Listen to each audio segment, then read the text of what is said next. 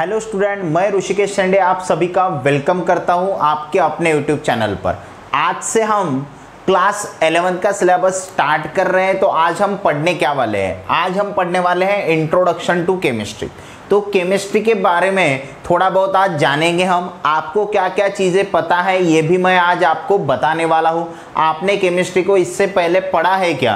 पढ़ा है तो कौन कौन सी चीज़ें आपने अभी तक पढ़ी है, क्या क्या आपको पता है, क्या क्या आपको पता नहीं है, और 11th में आपको किन चीज़ों की स्टडी करनी है, 12th क्लास में आपको किन चीज़ों की स्टडी करनी है, ये सभी बातें आज के लेक्चर में हम डिस्कस करने वाले हैं। मतलब केमिस्ट्री का इंट्रोडक्शन देखने वाले हैं। केमिस्ट्री को हम डेली लाइफ में कहाँ पे यूज करते हैं, आपके सिलेबस में किस तरह से केमिस्ट्री का सिलेबस गिवन है ना, मतलब आपके बुक में केमिस्ट्री का सिलेबस किस तरह से गिवन है, आपको क्या क्या चीज़ें पढ़नी है, किस तरह से केमिस्ट्री की पढ़ाई करने हैं, इन सभी चीज़ों के बारे में आज के लेक्चर में हम डिस्कस करने वाले हैं। देखिए, आप क्लास 4th या क्लास 5th से साइंस नाम का सब्जेक्ट पढ़ रहे हैं ना। कौन सा सब्जेक्ट पढ़ रहे हैं आप? साइंस। तो साइंस में आपके पास अलग अलग सब्जेक्ट थे। कौन कौन से थे? जैसे आपका रिसेंट में अभी लेता हूँ क्लास 10th है ना। अगर आपने क्लास 10th में देखा होगा तो क्लास 10th में साइंस सब्जेक्ट के अंदर सबसे पहले आपने फिजिक्स के बारे में पढ़ा और केमिस्ट्री के बारे में पढ़ा है। फिजिक्स और केमिस्ट्री, ये जो दोनों पार्ट थे ना, ये दोनों पार्ट थे आपके साइंस 1 के अंदर। इन्हें कहाँ पढ़ा है आपने? साइंस 1 के अंदर पढ़ा है। उसके बाद और क्या पढ़ा है आपने? उसके बाद आपने पढ़ा है किसके बारे में? बायोलॉजी के बारे में। बायोलॉजी के बारे में। और उसके साथ ही आपने पढ़ा है एनवायरनमेंट के बारे में। एनवायरनमेंट के बारे में, ठीक है। तो ये जो दो चैप्टर्स या फिर दो सब्जेक्ट है, ये साइंस 2 में कवर किए गए थे, है ना। साइंस 2 का पार्ट था ये आपने क्लास 10th में इस तरह से पढ़ा था। फिजिक्स में आपने ग्रेविटेशन पढ़ा था, है ना। उसके बाद करंट इलेक्ट्रिसिटी था, electric current, magnetic effect of electric current. उसके बाद लेंसेस के बारे में पढ़ा था आपने, है ना। उसके बाद स्पेस मिशन नाम का यूनिट था आपको। तो ये सभी पार्ट फिजिक्स का था। केमिस्ट्री में आपने क्या क्या पढ़ा था? तो केमिस्ट्री में सबसे पहले आपने एक यूनिट पढ़ा था। कौन सा? तो पीरियोडिक टेबल नाम का यूनिट था, है ना, जिसके अंदर आपने क्या पढ़ा था? पीरियोडिक टेबल के बारे में पढ़ा था। दूसरा यूनिट आपने पढ़ा था केमिकल रिएक्शंस के बारे में। किसके बारे में? केमिकल रिएक्शंस के बारे में। और आपने क्या पढ़ा था? तो और आपने पढ़ा था कार्बन कंपाउंड्स के बारे में। Carbon compounds. और एक यूनिट था, कौन सा? जिसका नाम था मेटलर्जी। कौन सा यूनिट था? मेटलर्जी। तो क्लास 10th में आपने ये जो 4 यूनिट पढ़े थे, ये 4 यूनिट साइंस 1 के अंदर थे। और इन 4 यूनिट्स को आप इनमें से कौन सी कैटेगरी में डालेंगे? तो केमिस्ट्री नाम की कैटेगरी में डालेंगे, है ना। मतलब ये जो 4 यूनिट आपने पढ़े थे, ये केमिस्ट्री सब्जेक्ट के यूनिट्स है। तो देखिए, सबसे इंपॉर्टेंट बात, आपने साइंस पढ़ा है तो साइंस को अभी क्लास 10 तक साइंस 1 और साइंस 2 ऐसे पार्ट होते थे। अभी इसे डिवाइड किया है। किस तरह? तो साइंस 1 में 2 पार्ट थे, फिजिक्स और केमिस्ट्री का, और साइंस 2 में भी 2 पार्ट थे, एक बायोलॉजी और एनवायरनमेंट का। तो अभी आपको पढ़ना क्या है? जब आप क्लास 11th में जाते हो, अगर आपका जनरल साइंस है, कौन सा साइंस लिया है आपने? General science. तो जनरल साइंस के अंदर आपको जनरल साइंस, है ना, अगर आपने जनरल साइंस चूज किया है, जनरल साइंस, तो जनरल साइंस में आपको होने वाला है वहां पे फिजिक्स, उसके बाद है आपके पास केमिस्ट्री, उसके बाद है आपके पास बायोलॉजी, है ना। Physics, chemistry, biology. तो ये साइंस है सभी, है ना। साइंस में आपने फिजिक्स, केमिस्ट्री और बायोलॉजी के बारे में पढ़ा था। उसके बाद और एक सब्जेक्ट होता है मैथ्स, है ना। एक और सब्जेक्ट है मैथ्स। अगर आपने जनरल साइंस लिया तो उसके अंदर आपको ये 4 सब्जेक्ट मिलने वाले हैं, फिजिक्स, केमिस्ट्री, बायोलॉजी और मैथ, ठीक है। तो साइंस में फिजिक्स भी होता है, केमिस्ट्री भी होता है, बायोलॉजी भी होता है, और क्लास 11th के अंदर उसमें मैथ भी होता है ना। तो मैथ भी साइंस, जनरल साइंस का पार्ट है मैथ। तो ये सभी चीज़ों के बारे में आपको पता होना चाहिए। तो अभी जो साइंस था उसे ही डिवाइड किया है फिजिक्स, केमिस्ट्री और मैथ के अंदर। देखिए, आपका जो क्लास 10th का सिलेबस था बहुत छोटा सिलेबस होता है, ठीक है। क्लास 11th और 12th का सिलेबस बहुत बड़ा होता है ना, बहुत सारे चैप्टर्स आपको पढ़ने हैं। जैसे आपने यहाँ पे पीरियोडिक टेबल पढ़ा था तो ये हमें फिर से पढ़ना है। आपने केमिकल रिएक्शन पढ़ा था तो केमिकल रिएक्शन के बारे में भी हमें फिर से पढ़ना है। कार्बन कंपाउंड आपने पढ़ा था, ये भी आपको फिर से पढ़ना है। मेटलर्जी आपने पढ़ा था, ये भी आपको फिर से पढ़ना है। तो फिर से क्यों पढ़ना है? क्योंकि ये चैप्टर आपके बेसिक्स है ना, केमिस्ट्री समझने के लिए ये चैप्टर्स आपके बेसिक्स है। और आपने क्लास 9th में भी पढ़ा था, क्या पढ़ा था क्लास 9th में? क्लास 9th में सबसे इंपॉर्टेंट आपने एक यूनिट पढ़ा था जिसका नाम था मैटर से रिलेटेड था। वो किससे रिलेटेड था? मैटर, मेजरमेंट ऑफ मैटर, है ना। तो उसमें आपने atomic number, atomic mass number, ऐसे बहुत सी चीजें, छोटी छोटी चीजें पढ़ी थी। उसके बाद और एक यूनिट था, कौन सा? जिसका नाम था एसिड बेस, है ना, एसिड बेस एंड सॉल्ट, है ना, एसिड बेस एंड सॉल्ट, ये भी यूनिट आपने पढ़ा था। और जो कॉमन सब्सटेंसेस आप डेली लाइफ में यूज करते हैं जैसे बेकिंग सोडा, वॉशिंग सोडा, है ना, ब्लीचिंग पाउडर, ये भी यूनिट आपने पढ़ा है इसके अंदर, क्लास 9 के अंदर। तो ये सभी आप अभी तक आपने पढ़ा है केमिस्ट्री के बारे में, है ना। ये सभी चैप्टर्स किससे रिलेट करते हैं? केमिस्ट्री से रिलेट करते हैं। तो ये सभी चीजें आपको पता है, मतलब आप केमिस्ट्री के बारे में थोड़ा बहुत जानते हैं ना। कितना? थोड़ा बहुत, इतना ही कहा है मैंने। केमिस्ट्री के बारे में आप कितना जानते हैं? सिर्फ थोड़ा बहुत जानते हैं, बहुत ज्यादा आपको पता नहीं है। तो बहुत ज्यादा चीजें आपको पता नहीं है तो आपको पढ़ना किस तरह से है? तो देखिए, सबसे पहले हम बेसिक से स्टार्ट करेंगे ना। हमारा जो अगला लेक्चर होगा उसमें हम बेसिक से स्टार्ट करेंगे, मतलब जो चीजें अभी तक आपने 9th 10th में पढ़ी है और उसे एक्सटेंड करेंगे और थोड़ा उसमें ऐड करके 11th का टॉपिक मैं आपको पढ़ाने वाला हूं। तो जो बेसिक चैप्टर पहले मैं लूंगा, है ना, पहले हमारे 4 से 5 चैप्टर जो मैं लेने वाला हूं, 4 या 5 चैप्टर, वो चैप्टर बेसिक से रिलेटेड हो गया ना। मतलब क्लास 11th का बेसिक, क्लास जो 9th और 10th में आपने पढ़ा था, है ना। तो ये बेसिक चीजों के बारे में हमें डिस्कस करना है, सबसे पहले इंपॉर्टेंट बात। अब ये बेसिक चीजें होती क्या है? ठीक है, जैसे आपने एटम के बारे में सुना है, एटॉमिक नंबर सुना है, एटॉमिक मास नंबर सुना है, आइसोटोप सुना है, आइसोबार सुना है, ठीक है, कंपाउंड के बारे में सुना है, मॉलिक्यूल के बारे में सुना है, ठीक है। उसके साथ साथ और आपने क्या है, कार्बन कंपाउंड के बारे में, जिसमें आपने अल्केन, अल्कीन, अल्काइन के बारे में सीखा था। और उसके साथ ही आपने कार्बन की चेन होती है और कार्बन की चेन कितनी भी चेन बना सकता है, उसे आपने कैटेनेशन कहा था ना। कार्बन दूसरे कार्बन से जोड़ के ऐसे लॉन्ग कंटिन्यूअस चेन बना सकता है, उसे आपने कैटेनेशन कहा था। तो ये बेसिक चीजें। होमोलॉगस सीरीज के बारे में आपने पढ़ा है, रिएक्टेंट क्या होते हैं, प्रोडक्ट क्या होते हैं ना। उसके बाद रिएक्शन के कौन कौन से टाइप होते हैं, जैसे आपने क्लास 10th में क्या क्या पढ़ा था, combination reaction, decomposition reaction, displacement reaction, double displacement reaction, exothermic reaction, endothermic reaction, है ना। ये सभी चीजें आपने क्लास 10 तक पढ़ी है। तो ये सब बेसिक्स है। मेटलर्जी में आपने क्या पढ़ा था? मेटलर्जी में आपने पढ़ा था कि मेटल्स को आप एक्सट्रैक्ट कैसे करते हैं, ठीक है ना। मतलब जमीन से हम बाहर मेटल को निकालते हैं, वो इम्प्योर होता है, उसे हम प्योर कैसे करते हैं। आपने ओर के बारे में पढ़ा होगा, मिनरल के बारे में पढ़ा होगा, उसके साथ गैंग के बारे पढ़ा होगा, मेटलर्जी के बारे में पढ़ा होगा। ये सभी बेसिक चीजें हैं, ठीक है। तो ये सभी बेसिक चीजों का स्टडी हमें करना है, तभी आपको केमिस्ट्री समझ में आने वाली है। उससे पहले आपने मैटर किसे कहते हैं, मैटर के स्टेट्स कौन से होते हैं, जैसे सॉलिड होता है, लिक्विड होता है, गैस होता है ना। तो ये बेसिक स्टेट्स ऑफ मैटर है, इनके बारे में आपको पता होना चाहिए। एसिड क्या होते हैं, बेस क्या होते हैं, उसके बाद सॉल्ट क्या होते हैं, जैसे HCl है, HCl को हम हाइड्रोक्लोरिक एसिड कहते हैं। उसके बाद आपके पास H2SO4 है, सल्फ्यूरिक एसिड है, NaOH है, सोडियम हाइड्रोक्साइड है, KOH है, पोटेशियम हाइड्रोक्साइड है, NaCl है, सोडियम क्लोराइड है, KCl है, पोटेशियम क्लोराइड है ना। तो ये सभी नामों, ये जो नाम मैंने यहाँ पे लिए हैं, इनके फॉर्मूलेज क्या होते हैं, ये सभी चीजें हमें क्लास 11th के बेसिक में पढ़नी है ना। जब तक आपको ये बेसिक चीजें पता नहीं होगी, क्लास 11th और 12th का केमिस्ट्री आपको समझ में नहीं आएगा। सेम जो बात मैं अभी केमिस्ट्री के बारे में कह रहा हूँ, वही बात फिजिक्स, बायोलॉजी, एनवायरनमेंट को तो इतना हम ये देते नहीं, इंपॉर्टेंस देते नहीं क्लास 11 12 के अंदर, लेकिन एनवायरनमेंट भी होता है आपको, ठीक है, लेकिन उसके ग्रेड्स होते हैं, मार्क्स नहीं होते।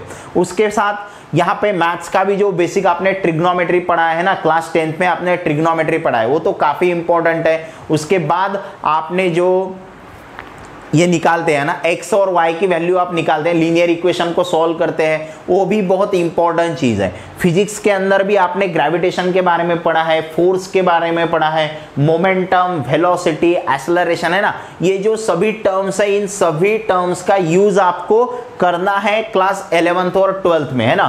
तो ये सब बेसिक पार्ट है, जब तक आपको ये बेसिक्स आपके क्लियर नहीं होंगे ये आपको कुछ समझ में आने वाला नहीं है ना। तो सबसे पहले आपको जो क्लास 9th और 10th का साइंस आपने पढ़ा है, मैथ्स आपने पढ़ा है, उसे आपको स्ट्रॉन्ग करवाना है ना। मतलब अगर आपके बेसिक ही क्लियर नहीं है तो आगे का आपको क्या आएगा, है ना। तो सबसे इंपॉर्टेंट बात क्या है, तो सबसे इंपॉर्टेंट बात पहले बेसिक्स क्लियर करो। तो जब भी हम क्लास 11 को स्टार्ट करते हैं सबसे पहले आपको क्या पढ़ाते हैं, बेसिक्स पढ़ाते हैं। बेसिक चीजें कौन कौन सी है, मतलब किस तरह से आपको सिलेबस देखना है, किस तरह उसे सोचना है, किस तरह से स्टडी करनी है ना, कौन कौन से पॉइंट्स पहले पढ़ने हैं, कौन से पॉइंट्स बाद में पढ़ने हैं। आपने मोल के बारे में पढ़ा होगा, है ना, 1 मोल मतलब कितना होता है, पता है क्या आपको 1 मोल मतलब कितना होता है, आपने पढ़ा होगा। 1 मोल मतलब होता है 6.022 इंटू 10⁻³ पार्टिकल्स, है ना।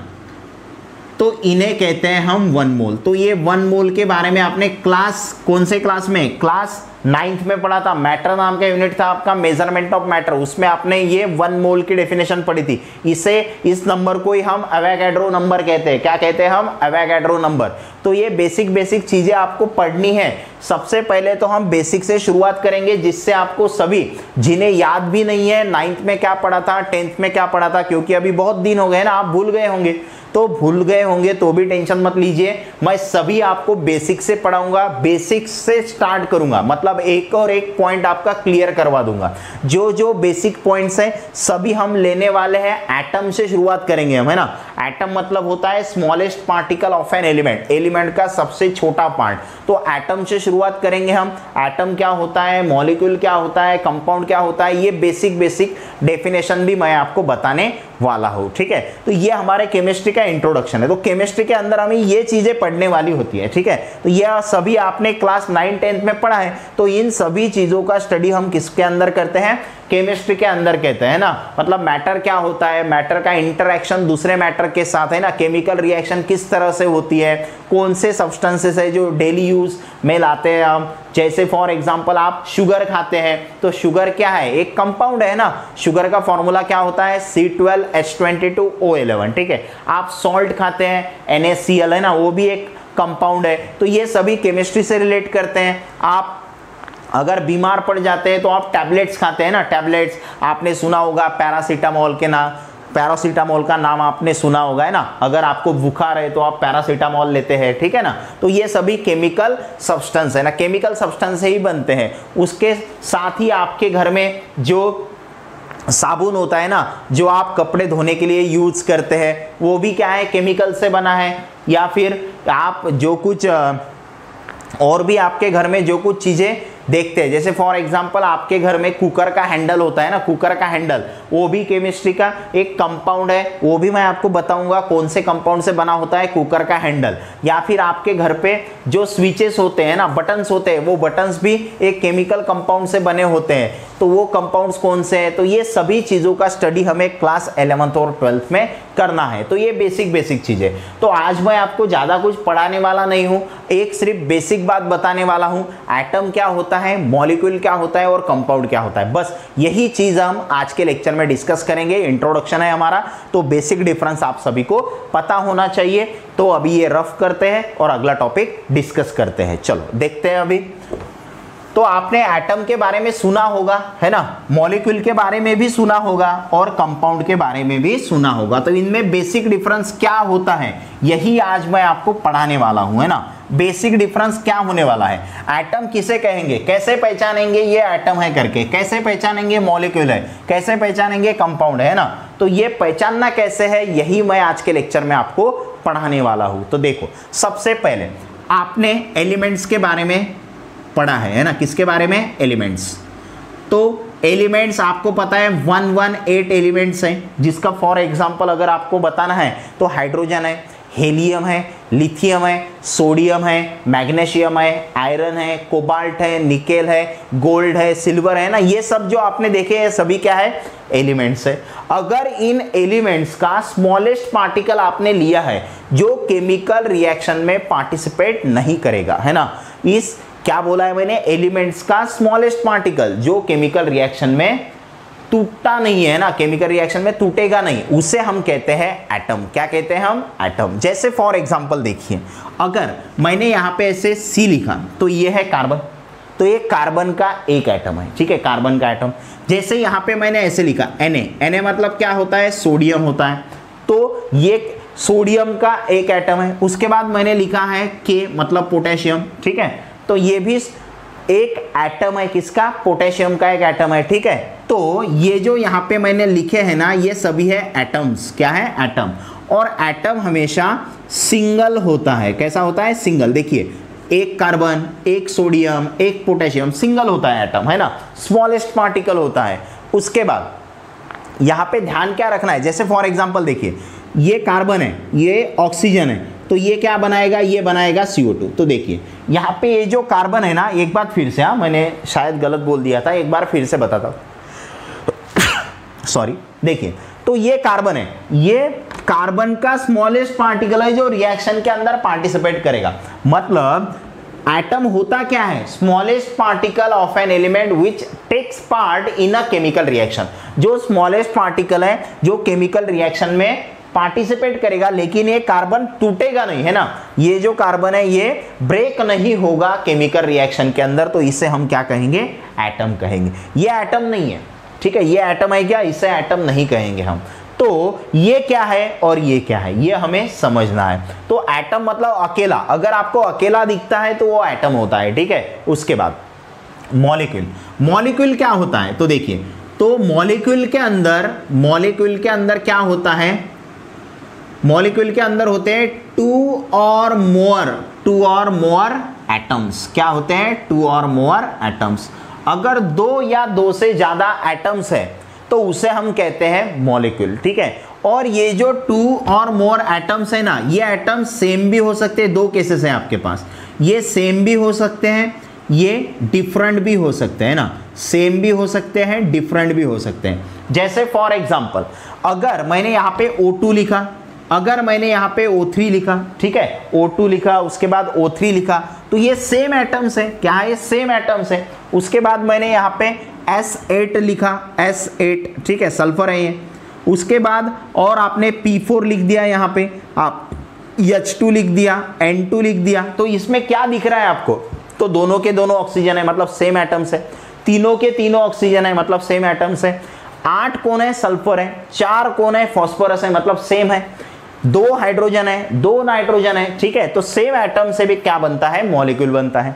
या डिफरेंट एटम्स है, डिफरेंट एटम्स है, मतलब फॉर एग्जांपल CO, यहां पे देखिए, एक कार्बन है, एक ऑक्सीजन है, मतलब दोनों एटम्स कैसे है, डिफरेंट है। डिफरेंट एटम से भी क्या बनता है, मॉलिक्यूल बनता है। उसके बाद आपके पास CO2, एक कार्बन 2 ऑक्सीजन, मतलब डिफरेंट है कार्बन और ऑक्सीजन। उसके बाद आपके पास है NH3 अमोनिया, एक नाइट्रोजन 3 हाइड्रोजन, तो ये भी क्या है, मॉलिक्यूल है। उसके बाद आपके पास है H2O, जिसके अंदर 2 हाइड्रोजन 1 ऑक्सीजन, मतलब डिफरेंट एटम्स है। मतलब डिफरेंट एटम से क्या बनता है, मॉलिक्यूल। सेम एटम से भी क्या बनता है, मॉलिक्यूल। तो ये बेसिक चीज आप सबको पता होनी चाहिए। तो एटम अकेला होता है, मॉलिक्यूल में 2 या 2 से ज्यादा एटम्स होते हैं, और वो एटम सेम भी हो सकते हैं, डिफरेंट भी हो सकते हैं। अब कंपाउंड क्या होता है, ठीक है, और आगे क्या पढ़ना है हमें, कंपाउंड क्या होता है, कंपाउंड।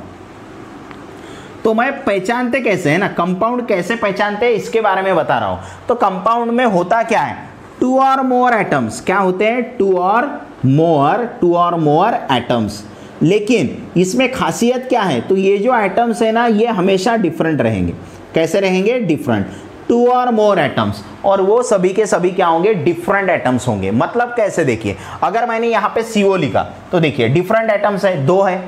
या फिर मैंने CO2 लिखा, एक कार्बन 2 ऑक्सीजन, मतलब डिफरेंट एटम्स है, ठीक है। उसके बाद यहाँ पे मैंने H2O लिखा, उसके बाद मैंने यहाँ पे NH3 लिखा, तो ये सभी क्या है, इसके अंदर डिफरेंट एटम्स है। तो डिफरेंट एटम्स से क्या बनता है, कंपाउंड बनता है। इससे आप एक कंक्लूजन निकाल सकते हैं। कौन सा कंक्लूजन निकाल सकते हैं आप, तो ये जो कंपाउंड्स है ना, तो कंपाउंड्स को आप मॉलिक्यूल कह सकते हैं। देखिए ये कंपाउंड सभी के सभी आपको इधर मॉलिक्यूल में दिख रहे हैं ना, तो कंपाउंड्स को आप मॉलिक्यूल कह सकते हैं। मतलब सभी कंपाउंड्स को आप क्या कह सकते हैं, मॉलिक्यूल्स कह सकते हैं। लेकिन ये बात समझ लिए, कौन सी बात, सभी मॉलिक्यूल्स को आप कंपाउंड नहीं कह सकते। देखिए ये वाला मॉलिक्यूल कंपाउंड है, ये वाला मॉलिक्यूल कंपाउंड है, ये वाला मॉलिक्यूल कंपाउंड है, ये वाला मॉलिक्यूल कंपाउंड है। मतलब आपने मॉलिक्यूल्स को कंपाउंड कहा। सभी मॉलिक्यूल्स को कह सकते हैं क्या, देखिए ये मॉलिक्यूल है लेकिन ये कंपाउंड है क्या, नहीं, क्योंकि कंपाउंड में आपको डिफरेंट एटम्स चाहिए। ठीक है,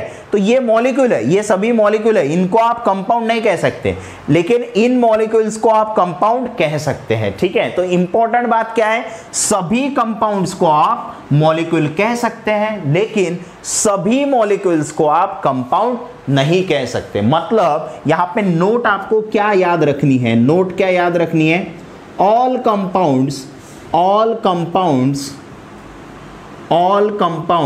आर मॉलिक्यूल्स, सभी कंपाउंड्स मॉलिक्यूल्स होते हैं, but all molecules are not compound। ये बात आप सभी को ध्यान रखनी है, all compounds are not molecules। ठीक है, तो all compounds, फिर से all compounds are molecule but all molecules are not compound. तो ये सबसे इंपॉर्टेंट बात जो मैंने अभी तक आपको पढ़ाई है। ठीक है, तो एटम के बारे में आपको समझ में आया। एटम हमेशा सिंगल होता है, अकेला होता है, स्मॉलेस्ट पार्टिकल एलिमेंट का जो केमिकल रिएक्शन में पार्टिसिपेट करता है। मॉलिक्यूल 2 और मोर एटम से बनता है, और ये एटम सेम भी हो सकते हैं, डिफरेंट भी हो सकते हैं। कंपाउंड 2 और मोर एटम से बनता है, लेकिन ये एटम्स हमेशा डिफरेंट रहेंगे। ये बात आप सबको समझनी है। ऑल कंपाउंड्स आर मॉलिक्यूल, आप सभी कंपाउंड्स को मॉलिक्यूल कह सकते हैं, लेकिन all molecules are not compound, लेकिन आप सभी मॉलिक्यूल्स को कंपाउंड नहीं कह सकते। तो ये बेसिक चीज थी जो हमने आज के लेक्चर में पढ़ी है। तो केमिस्ट्री का थोड़ा बहुत इंट्रोडक्शन मैंने आपको दिया है इस लेक्चर में, बाकी का जो पार्ट है वो हम अगले लेक्चर में देखेंगे। उससे पहले अगर आपने चैनल को सब्सक्राइब नहीं किया है तो सब्सक्राइब कर लीजिए। वीडियो का अच्छा लगा हो तो कमेंट कीजिए, और उससे साथ साथ आपको वीडियो लाइक करना है और आपको वीडियो आपके दोस्तों के साथ शेयर करना है। Thank you.